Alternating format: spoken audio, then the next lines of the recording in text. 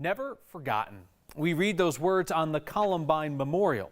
There's the Ring of Remembrance, a tribute to each life lost, and the Wall of Healing for each life changed. And at the very center of the memorial is that ribbon with that promise, never forgotten. It's a promise being tested today as a Columbine survivor sits homeless and alone, still fighting the medical issues that started the day that Richard Castaldo was shot. His story spread quickly through the Columbine community and got to our Steve Stager. 20 years ago, cameras followed Richard Castaldo a lot. They told the recovery story of a high school junior shot while eating lunch outside with a friend, paralyzed.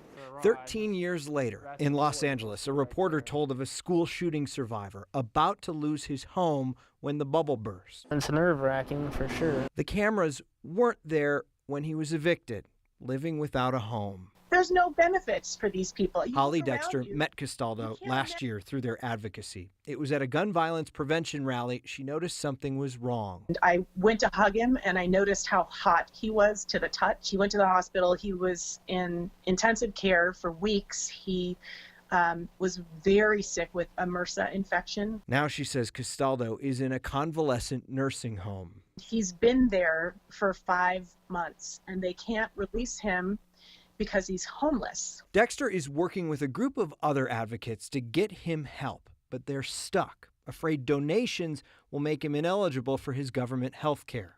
He doesn't need things right now. He needs a place to live so he can be released. Dexter posted on Facebook this weekend, and the post has gone viral. She's getting a ton of messages from the Columbine community offering to help, and she is hoping his story might change the way we think about survivors of gun violence. I just see that picture of him as a 17-year-old kid with braces, and I just think, how did we fail him?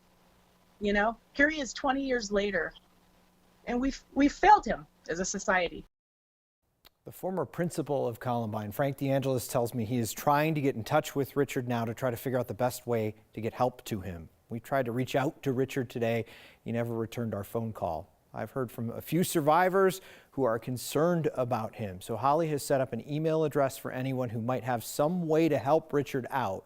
It is ahomeforrichard@gmail.com. And Kyle, we will put that under this story on 9news.com. If you want to get in touch, it's an odd situation where they're asking for a suggestion. Not a donation. Not money. They don't want a donation. They're worried that donation could actually set him over the limit for his government health care.